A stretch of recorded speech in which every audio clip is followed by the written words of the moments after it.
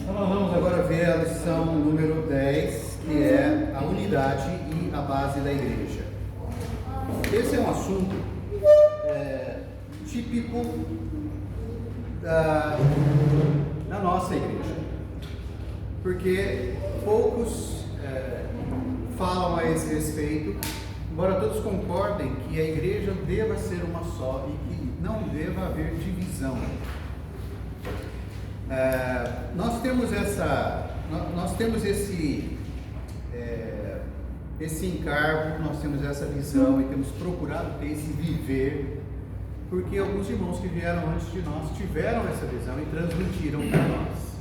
E o nosso objetivo, então, é ter esse testemunho, né? A lição anterior nós falamos do testemunho do Senhor. Tudo isso que nós abordamos até agora, nas lições, né, todos esses aspectos da igreja, são aspectos espirituais da igreja. São aspectos de acordo com os princípios da palavra. Mas, além disso, a igreja não é simplesmente uma teoria, a igreja é uma prática. O Senhor não fez a igreja para ser apenas uma teoria para nós. O Senhor quer algo prático, que seja o nosso viver. Então nós vamos ver que há dois aspectos da igreja nesse sentido. Um é o aspecto da palavra, o aspecto teórico, o aspecto do princípio, mas também existe o aspecto prático, que é a questão da unidade. Então, depois de ter visto vários aspectos gloriosos da igreja nas lições anteriores, nesta veremos dois aspectos fundamentais: o universal e o prático, ou o local. A maioria dos cristãos concorda que precisa da comunhão da igreja. Eles concordam que precisam de uma igreja. E poucos não são membros de uma igreja. Mas a questão é, será que sabem o que é a igreja no aspecto prático? Inclusive nos tempos que nós estamos vivendo, não só de pandemia e isolamento social, mas também por causa das dificuldades justamente de relacionamento e muitas vezes também de decepção com as pessoas da igreja, com os membros da igreja, com os líderes da igreja. Há um número que parece ser crescente de desigrejados. Já ouviram esse termo? Aqueles que são crentes, creem no Senhor, amam a Deus, amam a Bíblia, mas quando diz respeito a fazer parte de uma igreja, eles têm algum receio, eles têm reservas. Não que eles tenham se decepcionado com Deus, não que eles tenham se decepcionado com a Bíblia, mas tiveram dificuldades no relacionamento. E fez com que muitos deles, então, se tornassem crentes desigrejados. Então, ainda mais nos dias de hoje, né? Nos últimos meses, com a pandemia, você fica em casa, você tem muita transmissão, né? Os vídeos de mensagens no YouTube multiplicaram-se grandemente. Então, o número não só de visualizações, mas o número de mensagens, o número de páginas, de canais, de ministros, né, e ministérios que passaram a transmitir. Então, hoje você tem praticamente em casa, assim como você tem todo tipo de série, todo tipo de filme para assistir na TV, você também tem todo tipo de mensagem para assistir no YouTube, todo tipo de ministro, de ministério que pode suprir as mais diversas necessidades. Isso é bom? Isso é ótimo. Isso é ótimo. Mas o Senhor não desenhou a salvação dele para ser dessa maneira. Então, não é no isolamento que nós aprendemos a amar. Não é no isolamento que nós aprendemos a nos relacionar. E não é no isolamento que a igreja é edificada. E é importante perceber isso porque o Senhor falou lá em Mateus 16: também eu te digo que tu és Pedro, sobre esta rocha edificarei a minha igreja. Então o Senhor fez uma promessa, o Senhor fez uma profecia que ele iria edificar a igreja. Então ela não é edificada, embora o Senhor trabalhe individualmente na vida de cada um. O objetivo dele não é simplesmente nos tornar pessoas isoladas melhores. O que o Senhor quer é um corpo. De novo, o Senhor é tão grandioso, tão pleno, que não é por meio de uma pessoa só que ele vai se expressar. Porque se fosse apenas por uma pessoa, bastava o Senhor Jesus. Quando ele veio à terra, ele era Deus. E ele expressava Deus. Mas ele era limitado. Ele era limitado no tempo e limitado no espaço. Quando ele estava em Cesareia, ele não podia estar em Samaria. Quando ele estava em Jerusalém, ele era limitado. E também era limitado no tempo. Ele viveu nesta terra 33 anos mais ou menos e morreu como homem. Então, embora ele fosse plenamente Deus, ele não podia expressar plenamente, não podia expressar Deus na sua plenitude, porque Deus é grandioso demais para ser expresso apenas por uma pessoa. Então, transportando isso para nós, por mais experiências positivas e de transformação que nós tenhamos, por mais que Deus trabalhe em mim pessoalmente, retirando todas as coisas negativas e colocando mais da vida dele, eu nunca vou poder expressar Deus soberanamente. Eu preciso de você, eu preciso dos irmãos, e todos nós precisamos uns dos outros. E Deus, nesse aspecto, Bruno, é que precisa de todos para ser expresso, porque ele determinou que, que seria assim, ele quis que fosse assim. Então, nós estamos falando da vontade de Deus, do que ele quer e o que ele vai conseguir, tá certo? Então, nós precisamos entender o que é esse aspecto prático. Aos olhos de Deus, e de acordo com os registros da Bíblia, a igreja é uma só em seu aspecto universal e se manifesta em cada cidade como a igreja naquela cidade, ou a igreja local. Ou seja, todos os filhos de Deus que vivem em determinada cidade constituem a igreja naquele lugar. Por isso devemos ter comunhão com todos os nossos irmãos em Cristo, sem barreiras nominais, por nome, ou doutrinárias, que é o que geralmente dividem, essas coisas são o que dividem os crentes. Ou eu adoto um nome, e aí eu sou a igreja daquele nome, ou eu adoto uma parte da doutrina, e eu então me reúno com aqueles que também adotam aquela parte da doutrina. E aí essas coisas acabam nos isolando. Mas se você olhar para a Bíblia, apenas duas coisas podem dividir os crentes. Não é que os crentes não podem se dividir, eles podem se dividir, mas por dois motivos apenas. Primeiro, tempo. Nós hoje estamos divididos nos 12 apóstolos, porque eles viveram 2000 anos atrás, nós estamos vivendo hoje, então não conseguimos viver juntos. Então o tempo é um fator. O segundo fator, espaço. Nós estamos aqui em Campinas hoje, nós não estamos em Salvador, na Bahia. Então nós estamos divididos dos irmãos de Salvador, não porque nós tenhamos algum problema doutrinário, mas porque não estamos fisicamente juntos. Então, para Deus, esses são os dois únicos fatores que podem dividir o seu povo.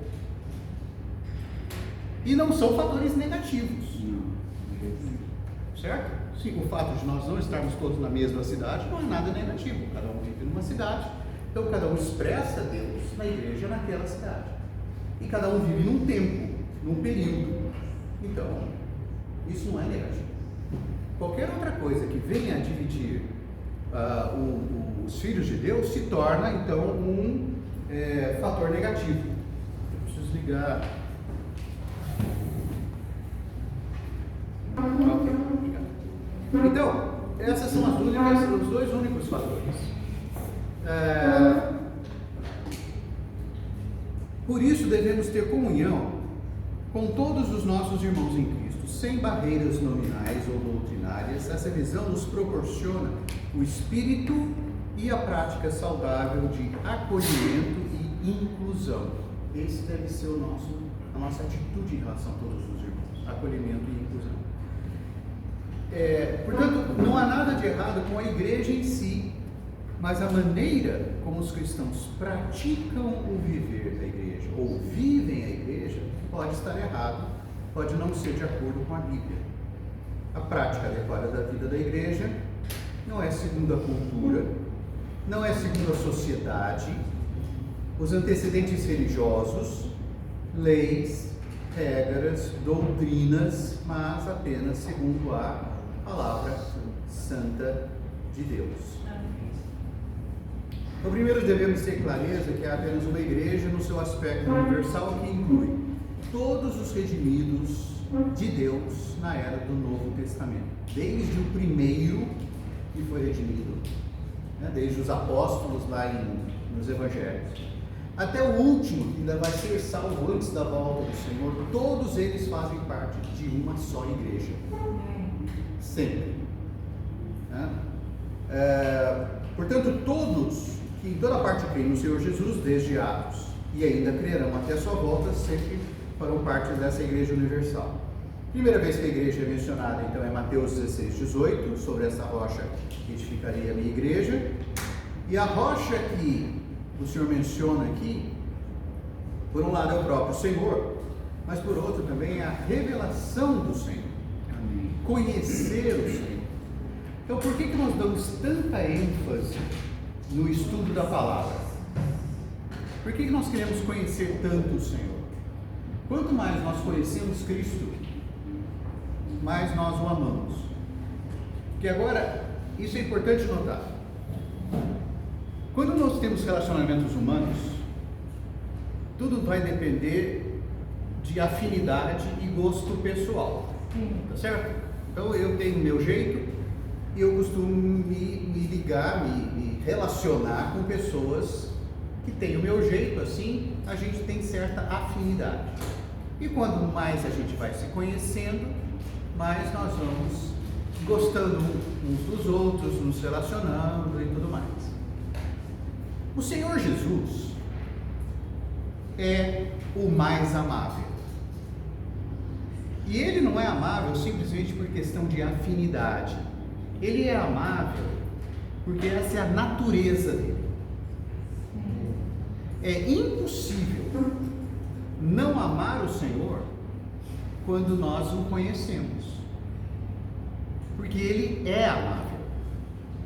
A Bíblia fala que Ele é o mais distinguido entre 10 mil.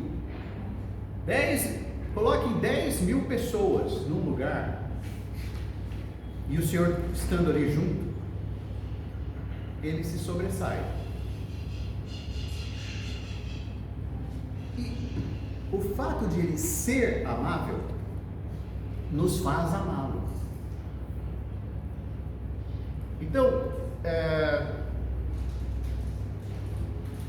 não é que eu preciso me esforçar para amar o Senhor, eu preciso apenas conhecer o Senhor. Quanto mais eu conheço, não tem como deixar de amá-lo, porque Ele é amável. Entendeu? Então, sei lá, pense numa comida que você gosta. Jiló.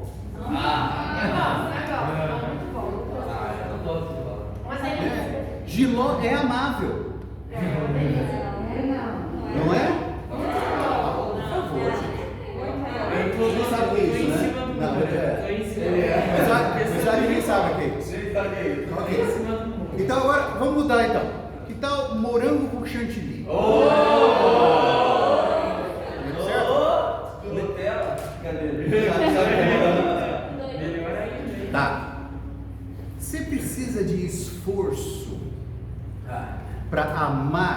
morango com chantilly? Não. Se alguém te oferece uma taça de morango com chantilly, você fala assim, Não tinha um giló, não tinha um gelozinho? Certo? Por que você gosta disso? Porque aquilo é bom. E quanto mais você come, mais você quer. E quando você come uma vez, depois você sonha com aquilo. Não é? Então, você tem algum esforço próprio para amar? Não, você simplesmente conheceu. E aquilo te dá um prazer que você, assim, você fica viciado naquilo. O Senhor Jesus é assim. Ele é amável. Amém. Eu não preciso me esforçar para amá-lo, eu só preciso conhecê-lo. Amém. Então, o que nós precisamos é mais revelação acerca de Cristo. Quanto mais nós conhecemos Cristo, mais nós o amamos. E quanto mais o amamos, nós vamos querer o que Ele quer. Por isso que lá em Mateus 16, quando o Senhor fala assim, quem as pessoas dizem que eu sou? Uns falam isso, outros falam aquilo. Aí Pedro falou assim, não, o Senhor é o Cristo, o Filho do Deus vivo. O que aconteceu ali? Ele recebeu uma revelação de quem o Senhor é. E aí, como ele recebeu essa revelação, o Senhor falou, tá bom, só que não para ali. Eu também vou falar outra coisa para você. Você é uma pedra para a edificação da igreja. E eu vou edificar a igreja e as portas do inferno não vão vencer. Então, assim que Pedro conheceu o Senhor mostrou a igreja para ele. Amém. Conosco não é diferente. Quando nós conhecemos o Senhor, passamos a ver quem Ele é, como Ele é bom, né? Pedro fala isso na carta dele e ele está citando o Antigo Testamento. Provai e vede que o Senhor é bom. Certo?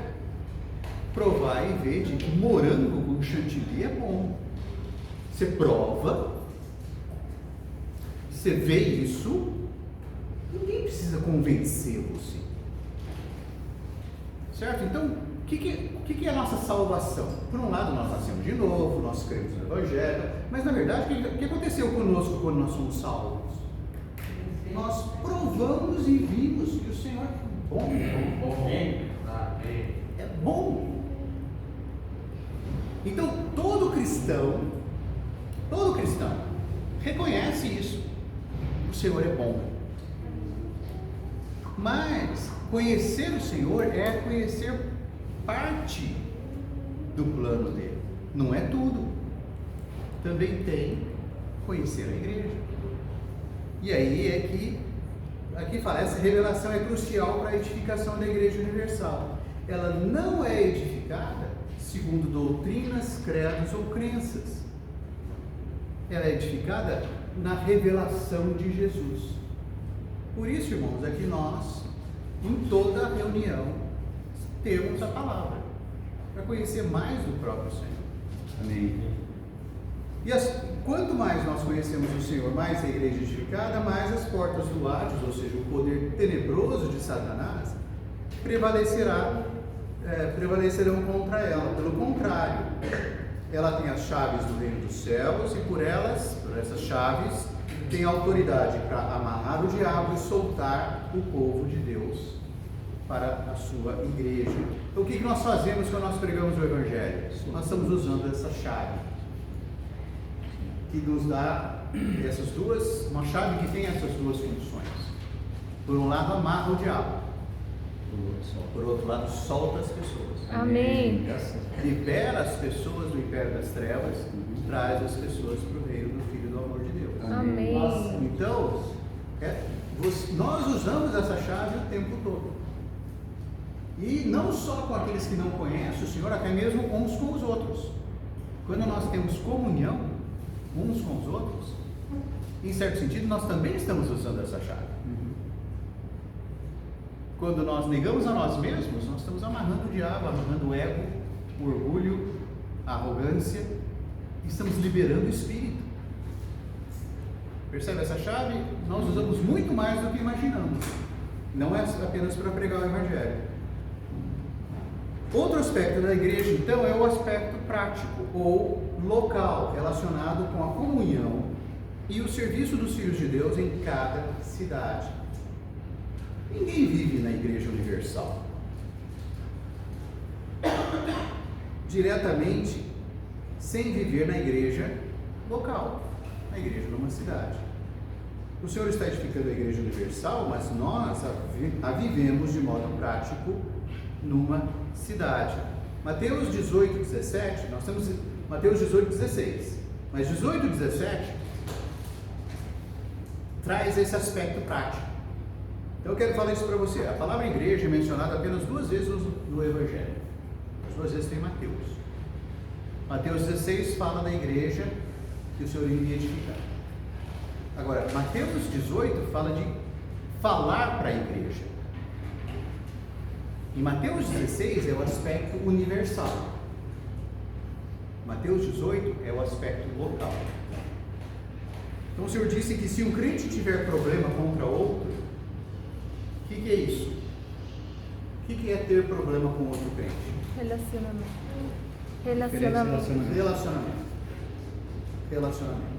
Igreja é relacionamento. Primeiro, relacionamento com Deus. E segundo, relacionamento com os irmãos. E às vezes o relacionamento com irmãos ocupa muito mais tempo da nossa vida do que o relacionamento com Deus. Eu acho que vocês, aqui no SEAP, vocês têm mais experiência disso do que ninguém.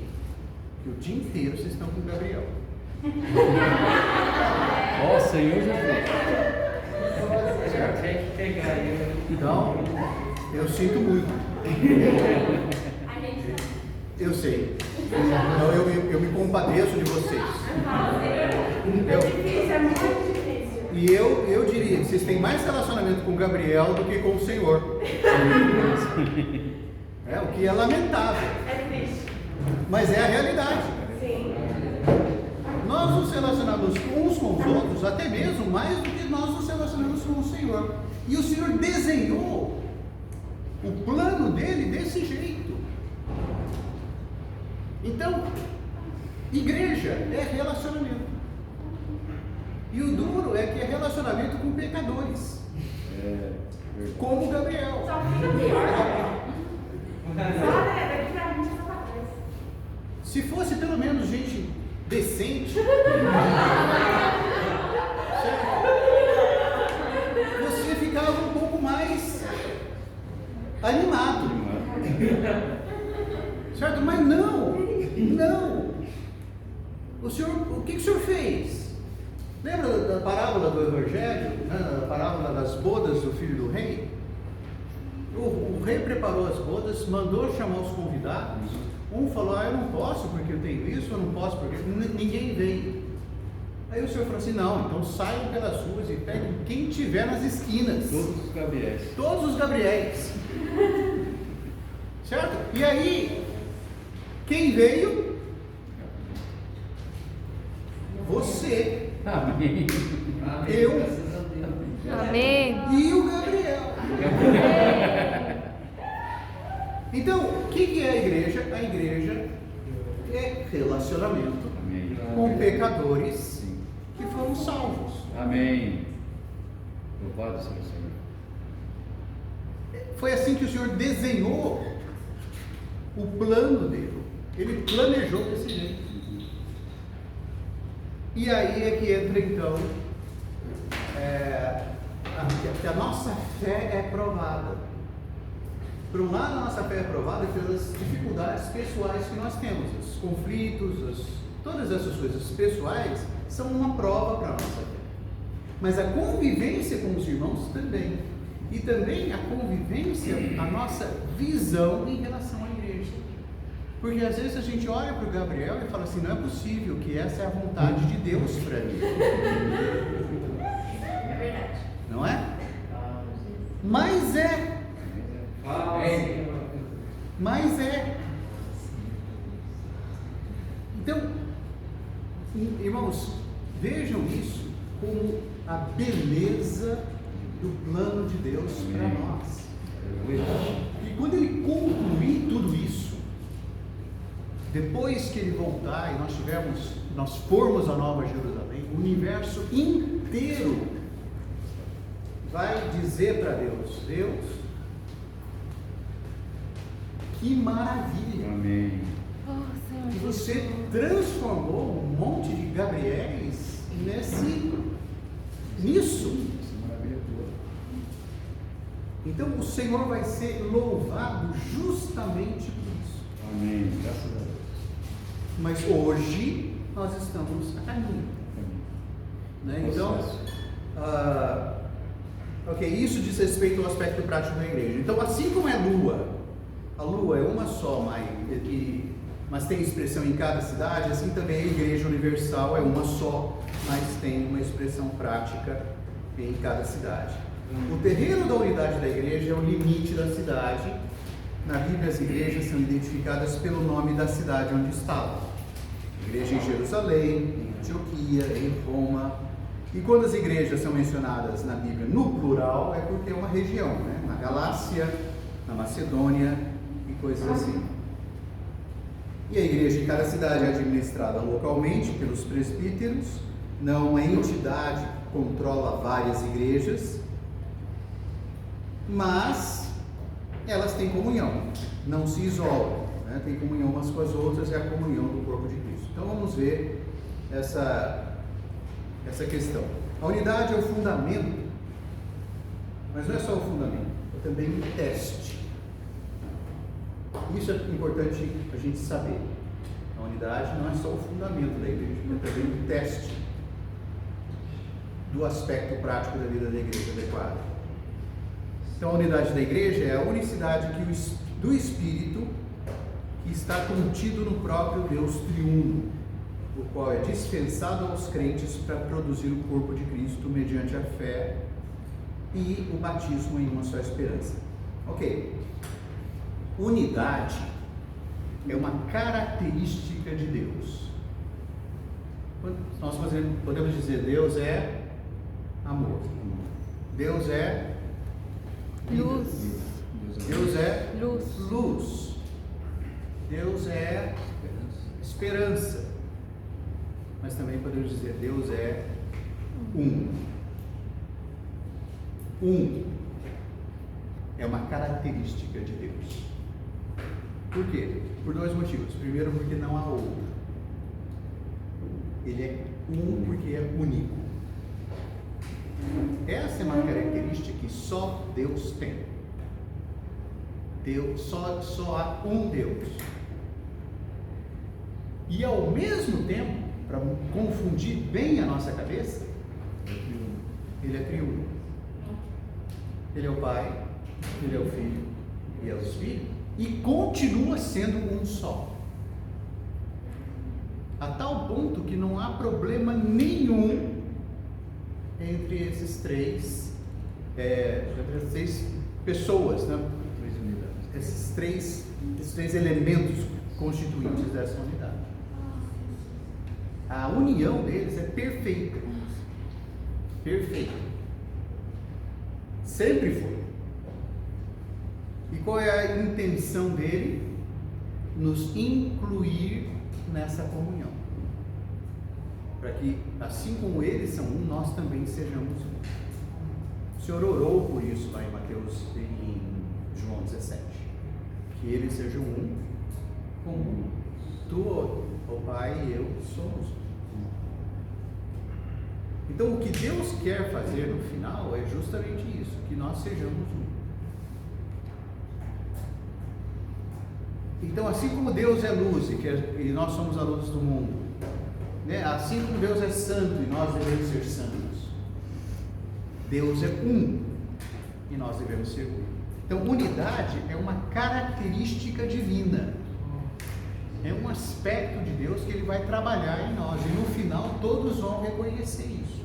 Hoje isso não é possível, porque nós ainda estamos na carne, mas isso vai acontecer.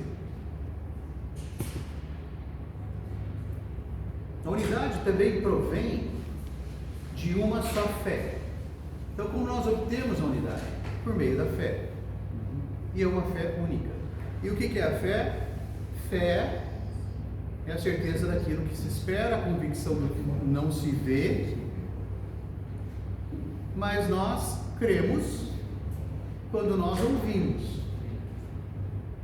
Então, quanto mais nós ouvimos, mais a fé é fortalecida. Amém. Por isso nós ouvimos tanto. E devemos buscar ouvir mais ainda. Quanto mais eu ouço, mais eu creio. E quanto mais eu creio, mais eu sou fortalecido nessa fé. E aí, essa unidade também é fortalecida. E ela é composta pelas coisas que nos trazem a salvação, se cremos nela. Uma pessoa de Cristo e a sua obra redentora. Quanto mais eu ouço, mais eu creio, mais eu conheço o Senhor, mais a minha unidade é fortalecida. E aí, quanto mais eu sou fortalecido na fé, menos chance eu tenho de ser levado por todo o vento de doutrina. Qual é a característica, então, ou uma das características da criança? Ela acredita no que falam para ela. Certo? Isso é bom? Em certo sentido é ótimo. Porque se ela for bem educada, ela vai ter uma boa formação. Mas se ela for mal educada, mal formada, mal instruída, mal orientada, ela pode seguir caminhos terríveis. Então, no aspecto de ouvir e crer, nós devemos ser como crianças. O que o Senhor fala, nós ouvimos. Agora, à medida que nós vamos ouvindo, também nós vamos amadurecendo. E aí, não é em tudo que nós acreditamos. Isso tem dois aspectos. Por um lado é bom, porque quando alguém vem e nos fala alguma coisa que vai contra aquilo que nós já ouvimos, nós prestamos atenção e, pera lá, não é assim. Mas por outro lado também, se nós não tomarmos cuidado, nós vamos não querer mais ouvir o Senhor falar. A gente entra numa adolescência espiritual, que parece que nós nos tornamos filhos que sabem mais que os pais. Qual que é a característica do adolescente? Ele acha que ele sabe mais que o pai dele. E tem hora que a gente entra numa adolescência espiritual e pensa que o Senhor não é tudo aquilo que ele acha que é. E que nós estamos sabendo um pouco mais. E queremos dizer ao Senhor o que fazer. Então é bom tomar cuidado com a nossa experiência espiritual com o Senhor. Amém. Mas nós devemos progredir. Nós devemos ser maduros na fé. E isso significa que nós não vamos mais ser levados por outras doutrinas, né? Ventos de doutrinas. Mas para isso nós necessitamos do crescimento de vida e não insistir em nada além da fé e ser absolutos pela igreja. Ok, a base da igreja corresponde ao terreno onde edificamos tendo Cristo como fundamento. Amém. A base da igreja corresponde ao limite da cidade, não pode ser confundido com o fundamento da igreja que é Cristo.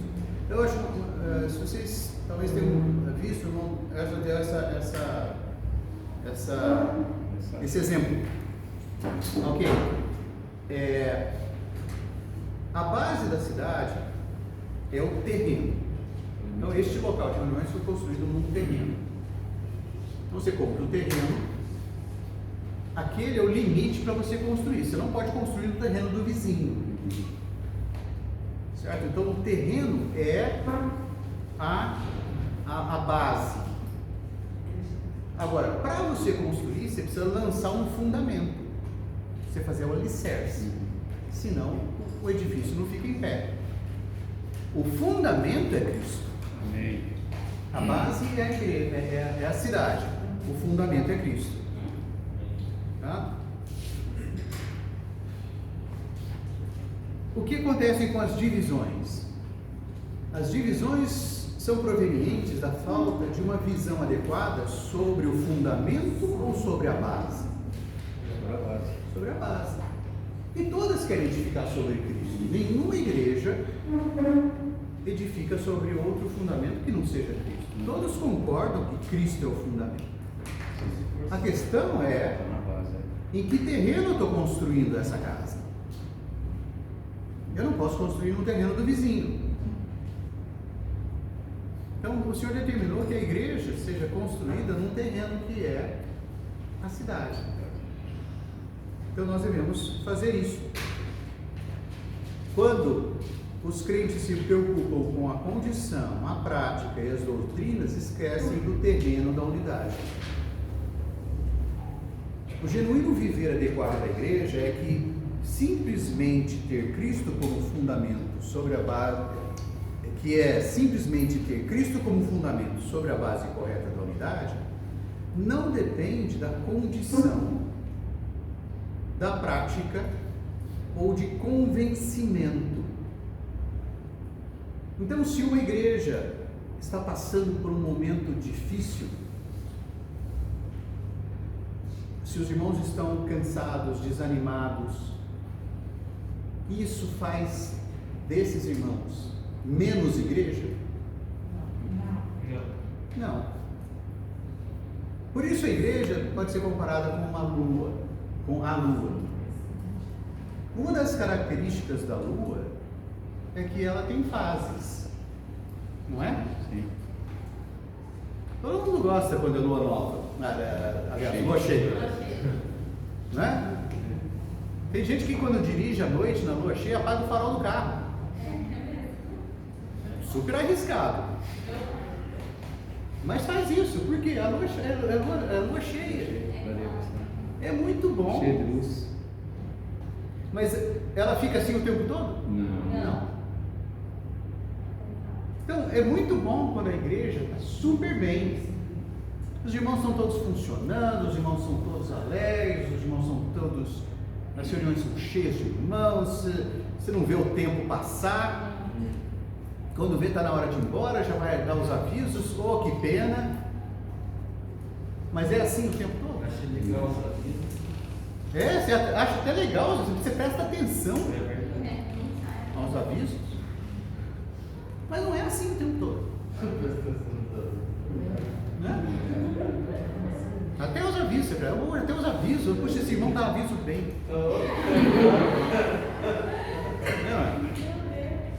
Agora, tem um momento, ou tem algumas reuniões, que a reunião parece uma lua nova. Você está lá só 15 minutos e não vê a hora de terminar, você não vê a hora de dar os avisos. O que é isso? É que a igreja passa por fases. Agora, ela deixa de ser a igreja porque está nessa situação? Não. Então, irmãos, a igreja é a igreja. Diferente do sol, que é assim, estável, intenso, e o sol é uma figura de Cristo, a igreja é a lua. E vai ter fases. Se ela estiver muito bem, desfrute ao máximo. Mas saiba que essa situação pode não durar. E pode não durar tanto quanto você gostaria que durasse. Agora, quando chegar a lua nova, em que você parece até que a igreja não está lá, não fique desanimado, porque essa fase também passa. Cristo é estável. Ele nasce todo dia. As misericórdias do Senhor se renovam cada manhã. Certo? Agora, nem toda reunião de sábado à noite vai ser aquela lua cheia. Sim. Cristo é estável ou instável? Estável. E aí, a igreja é instável. A igreja pode ser instável, porque ela é constituída de seres humanos. Que é Cristo? Que eterno é sempre estável, né? Que eterno é sempre estável. Exatamente. Então, o que o Senhor está fazendo em nós? Ele está trabalhando a estabilidade dele em seres humanos instáveis, Amém. como Gabriel. Amém. Certo? Mas um dia o Gabriel vai ser instável Amém. Aleluia. na Nova Jerusalém. Aleluia. Mas vai. Amém. Por isso que o que se fala sobre a Nova Jerusalém? Que lá não precisa de quê? De luz artificial. Que não precisa do O sol. sol, esse sol físico nosso aqui. Porque o próprio Glória de Deus, a própria glória de Deus estará lá. Amém. Só que enquanto isso não acontece, hoje nós estamos aqui, tendo fases da lua. Então isso é um teste para nós. É um teste para a nossa fé. É um teste quando a gente vai para a reunião esperando que vai ser aquela reunião e parece que não é tudo aquilo que a gente queria. Mas o que perseverar até o fim? Mas o que perseverar até o fim, esse será salvo. Então nós devemos ter essa visão, irmãos, que a igreja ser desse jeito é parte do que Deus determinou para ela Amém. nesta era. E nós somos parte dela. E isso é um teste para nós. Então não depende de condição, prática ou convencimento, mas depende de ser fortes de espírito, ricos na experiência de Cristo, para que cresçamos na vida divina e não sejamos agitados de um lado para o outro como meninos. Né? Dia a dia é isso que o Senhor está trabalhando em nós. E um dia Ele vai concluir essa obra. Amém. A maneira prática de preservar a unidade é manter a base correta e ministrar Cristo, acolhendo os santos e não insistindo em nada além de Cristo e a igreja. Então, o que nós devemos fazer? Acolher tudo aquilo que Deus acolhe. Amém. Sim. Só isso. Lógico, também rejeitar tudo aquilo que Deus rejeita. Esses dois aspectos. Então, não é porque nós vamos acolher todos que Deus acolhe, que nós então vamos acolher alguém que insiste em ficar no pecado. Não. Deus acolhe, mas Deus também trabalha. Exatamente. E nós vamos fazer a mesma coisa. Nós vamos acolher, mas muitas vezes vamos precisar até confrontar. 3. A base única da unidade não é, aliás, é a visão e a prática de um só corpo universal, constituído pela comunhão e unidade entre as igrejas, trazendo a bênção de Deus e a vida para sempre. Então, o Salmos 133, de 1 a 3, fala isso. Ali o Senhor ordena a bênção e a vida para sempre, na unidade. Então, existem duas maneiras de desfrutar Cristo: a individual e a coletiva. Sendo que a melhor é a coletiva, que indica a igreja, mas não é a única e não podemos ficar só nisso.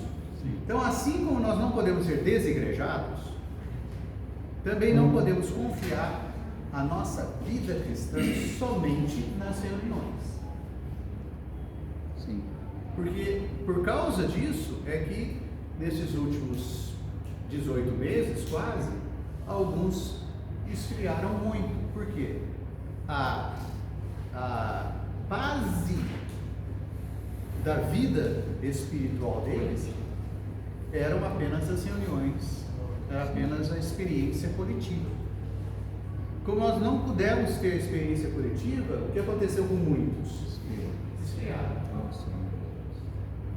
Então, nesse aspecto, pode dizer, a experiência individual e a experiência coletiva são como as duas asas do avião. O avião não consegue voar com uma delas só. Precisa igualmente das duas. Então nós precisamos cultivar as duas coisas. Qual que é mais desfrutável Geralmente é coletiva, porque também é aquela que dá menos trabalho. Né? Você tem o esforço de sair de casa e vir para a reunião, mas você pode sentar no fundo, chegar atrasado, sair mais cedo. E aí se alguém perguntar, cadê o Gabriel? Estava na reunião outro dia, mas será que ele está bem? É outra história. Então esse é um grande problema que muitas vezes a gente enfrenta. Só o aspecto coletivo pode ser um esconderijo.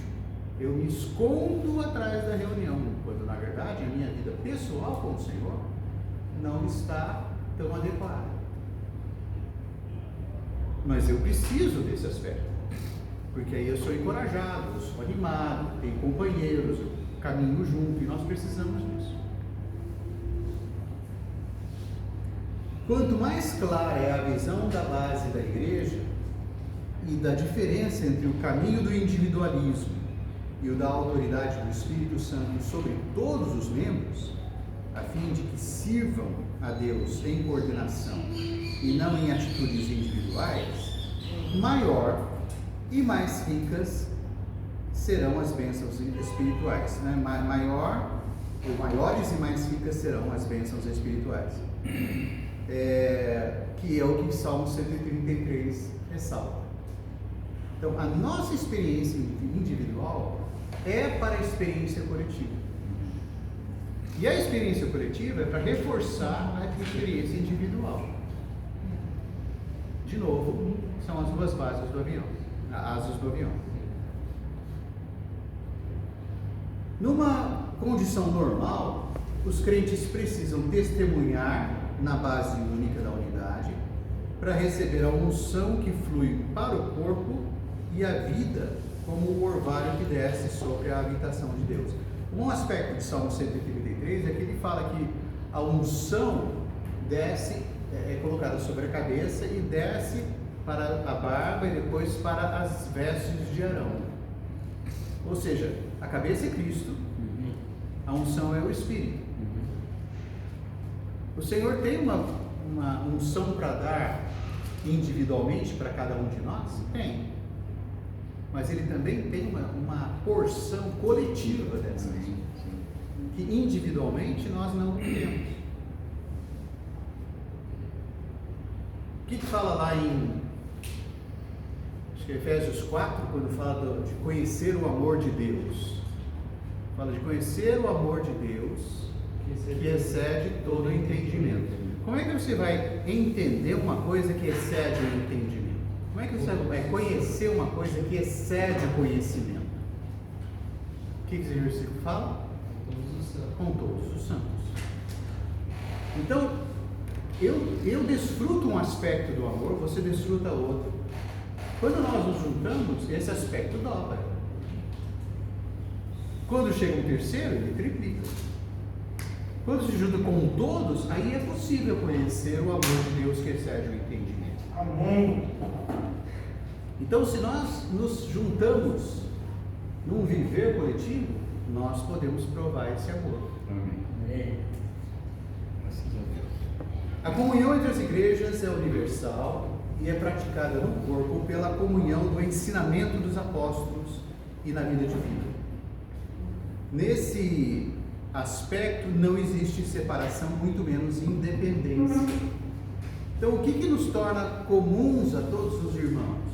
É o ensinamento dos apóstolos, é a palavra, é a Bíblia, é conhecer o Senhor por meio do que Ele fala nas Escrituras, por meio do que Ele fala através dos irmãos. Amém. Isso nos leva a ter uma comunhão do corpo.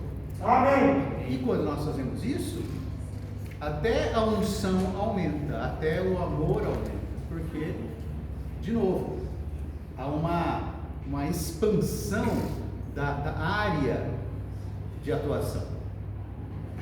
E nós precisamos disso, nós precisamos dessa comunhão do corpo.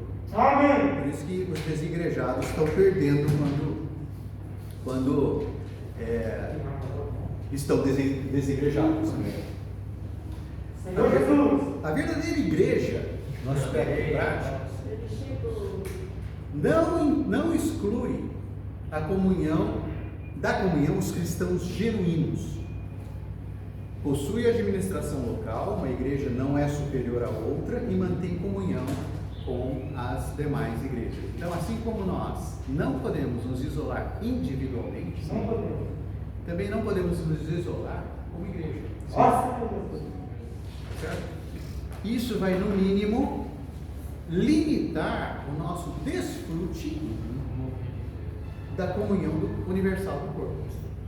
Irmãos, pensem bem, não é bom você saber que você não, embora você esteja aqui sozinho, né, assim, né? Campinas é uma cidade grande, tá bom, mas alguns irmãos são do interior. Poucos irmãos. E às vezes a igreja na minha cidade está passando por uma fase de lua nova, ou até lua minguante. Cada dia que passa está mais minguante. E às vezes o que nos encoraja?